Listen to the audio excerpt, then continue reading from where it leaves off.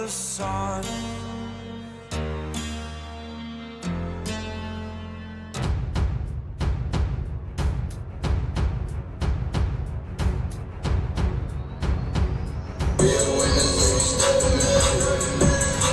Let's listen to Pavarotti. Can I be your superhero? Hello, welcome to The Revealing. I'm your host, Pavarotti. I'm here to discuss the Idaho 4 case. And in this episode, we're going to take a look at where the train went completely off the rails in the Bryan Kohberger case. And we probably all know when it really happened. It was around the time of the preliminary hearing, where all of a sudden, the preliminary hearing went away in favor of a secret grand jury. Now, that was not to be confused with that federal grand jury that was investigating who knows what, but it was a time that they convened the secret state grand jury to indict Bryan Kohberger, and then failed to disclose all of the information in the secret grand jury indictment to the defense team. And we're going to look at that, and we're going to look at some strange things that surround that, which is going to lead me into my next subject. Let's take a look back in time at where this thing went wrong.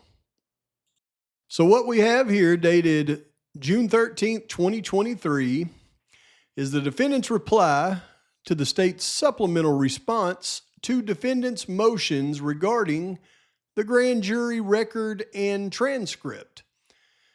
And you see the motions regarding the grand jury record and transcript.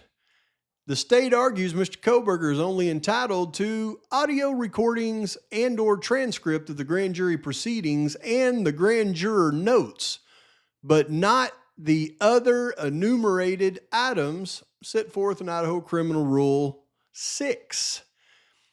And the state also objects to a qualified protective order, preferring instead to keep requested materials protected by adherence to the word sealed. So they didn't want to give the defense all of the sealed items from the grand jury. And because the state has provided extensive discovery, Mr. Kohberger knows that exculpatory evidence exists. Now, why do they know exculpatory evidence exists? Because the state has provided extensive discovery. They found it in the state's discovery. Now, whether inadmissible or exculpatory evidence was presented to the grand jury is a significant question the defense must evaluate.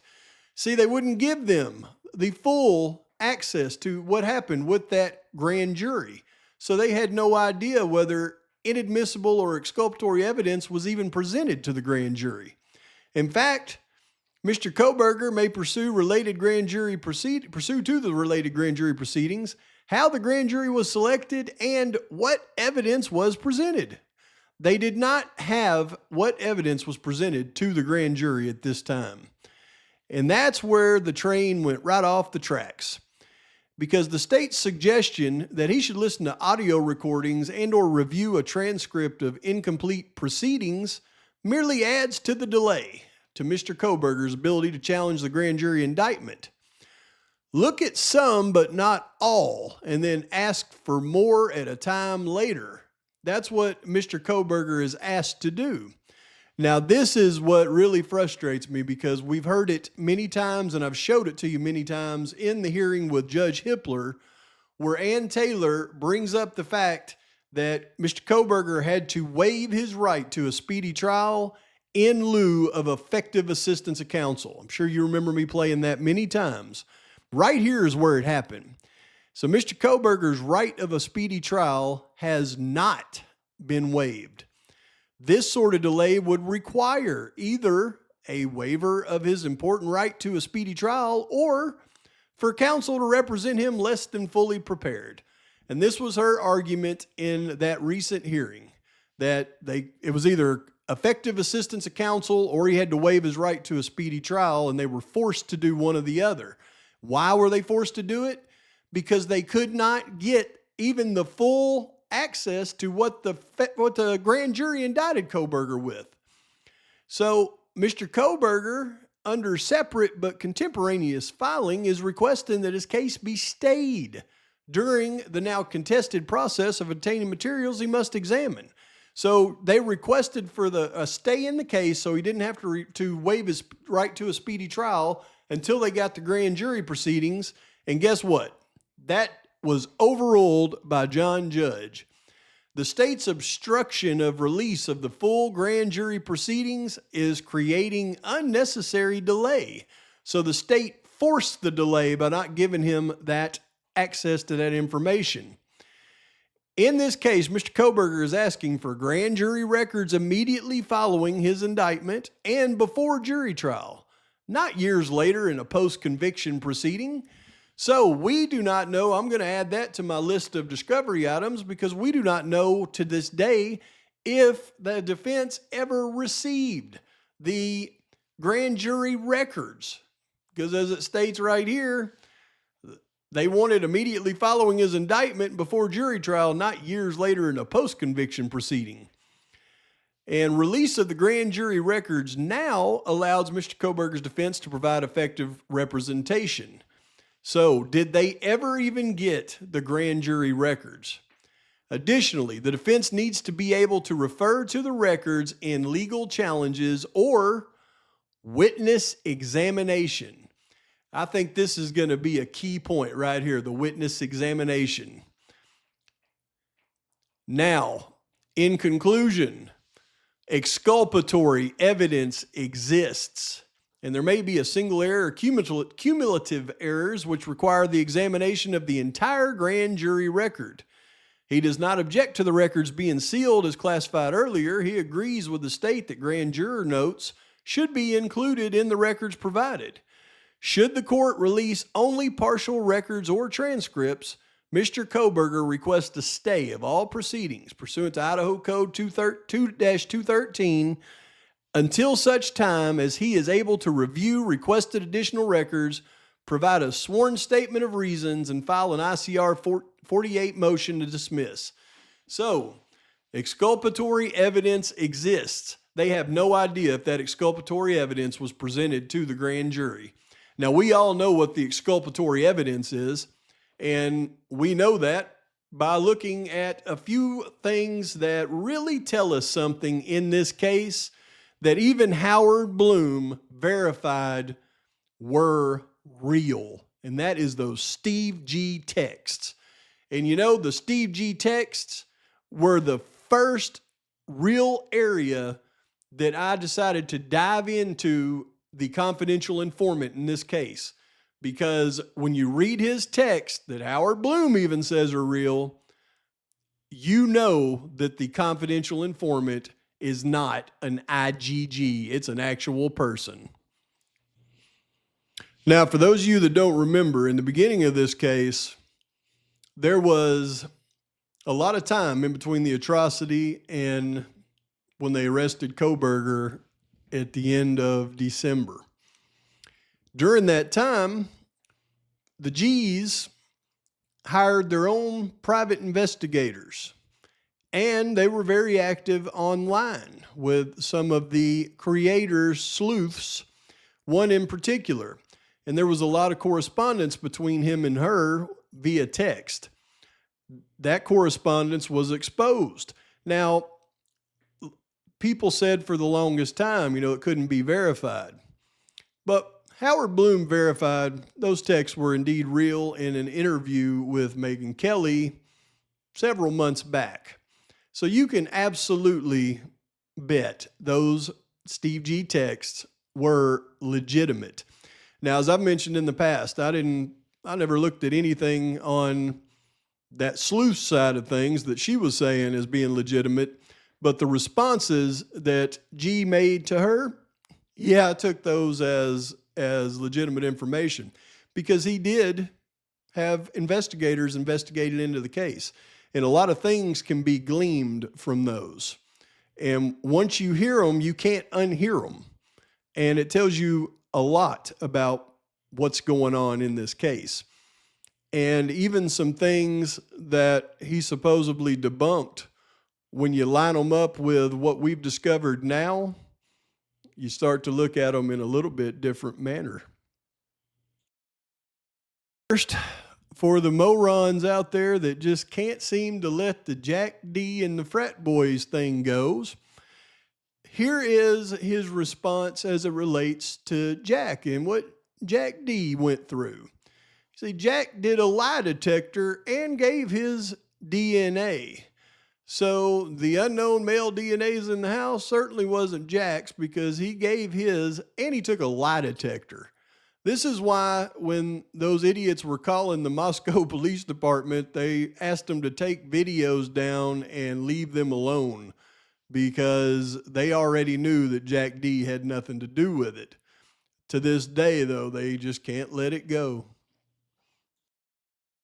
And why else did they clear Adam and Jack so fast? It's because there was camera footage showing them enter his house and going to bed. So, yeah, I think a lie detector test, camera footage of them going in the house and not coming back out, pretty much made them believe their alibis and get off of Adam and Jack. So, morons that keep bringing it up, they are truly moronic. But now some real stuff. What have you heard about the protected witness? You see, at first he talks about a protected witness. Now, there is no way an IGG could witness anything. But then you'll see how the language shifts. I have to keep the witness under wraps. The FBI warned me they don't play games with protected informants. So you went from a witness to an informant real quick, and they could be monitoring everything I say. We've noticed some quite odd communications behaviors, and that means quite odd communications and behaviors with the FBI. And the FBI has now warned him not to mess with their protected informants. This is a father of one of the victims in the case. So when the FBI warns you, you have to heed that warning. Now, this one told the FBI and is under their protection, hence why this FBI warned me not to pursue the lead that I found. So again, this one told the FBI. So that means an IGG tells the FBI something, give me a break. This is an actual person. It's a confidential informant, and the FBI is warning Mr. G to not pursue the lead he found. So then we got to ask, where did he find this lead? We do have a long story about another story that came from a jailhouse so-called snitch, but it never developed into anything we could find proof of. But we spent weeks trying and interviewing some shady leads. Now, when you think about this, who was in jail at the time that he's saying this? And that's where I started my investigation into the informant, and that's when I came across Mr. Farley. I believe he did as well.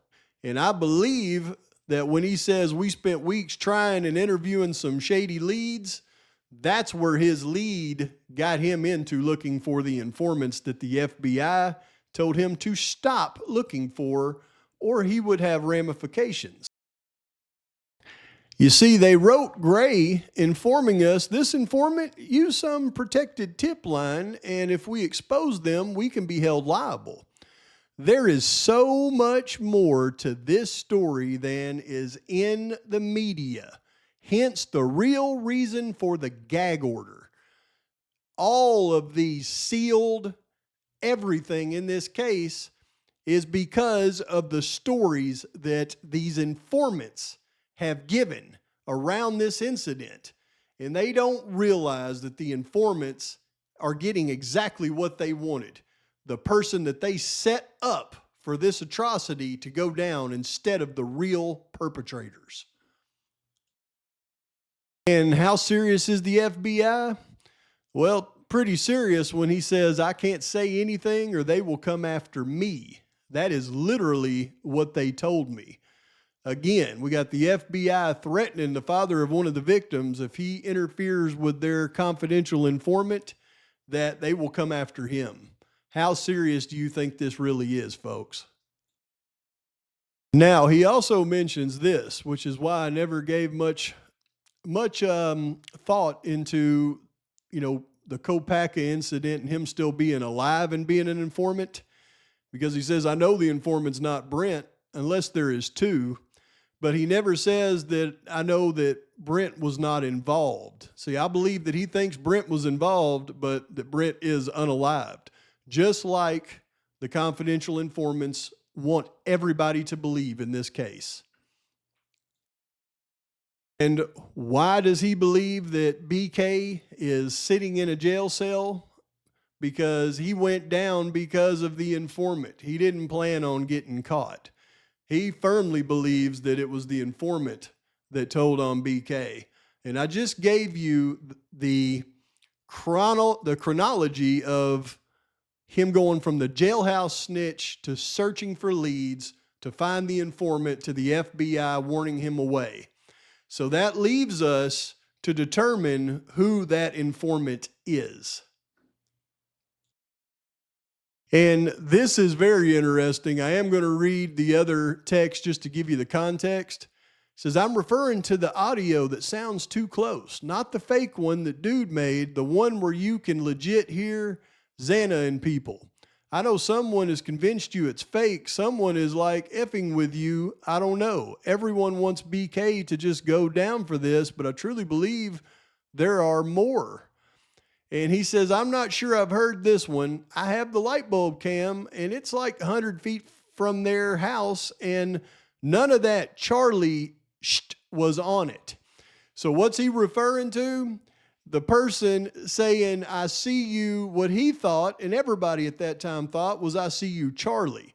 And the reason he didn't give any credence to it is because everybody thought it said Charlie. He didn't have the wonderful bubbly waters to listen close enough to identify that they're actually saying, I see you, Farley. And then he would have put two and two together with the snitch that he had found in the jail. It all lines up perfect. But in the beginning of this video, I read you the defense objection to not receiving the grand jury materials. And they kept talking about exculpatory evidence in there. And we all know what that exculpatory evidence they were talking about was. The fact that they did not even know if the grand jury was presented with BF's statement. But when you look at this right here, you can see that it says, I just need to know if what she's saying you've heard, or can at least let me know if I need to further pursue. I believe 100%, but also she asked me about the naked man running, as we've all heard before, but I told her I have on good authority that I believe that is true. And she paused for a long time. I'm starting to wonder who I'm speaking with. This is her conspiracy crazy mind, but his real answer is Gray and I were discussing, and these details might be why the grand juror was used, as none of these details would need to be discoverable. So they're talking about BF seeing the naked man run from the house. And that's why I did that video 2 days ago talking about all of the exact times that the person driving the Elantra would have to adhere to and how it didn't work. And a lot of you said, now you didn't mention him changing clothes. That's because that's what BF had seen. And when you add that factor into what I showed you a couple of days ago around the atrocity timeline, then it absolutely annihilates any possible way of the person driving that Elantra being Bryan Kohberger committing this atrocity. So when you go back to the beginning of this thing and you start to add things up, it's clear. It paints a clear picture. Steve G was working with a jailhouse snitch. They brought Farley back to the Latah County Jail on December 2nd. The time frame he was working with this snitch and following leads for a couple of weeks that led him to another informant that the FBI warned him off from tells us a couple of things.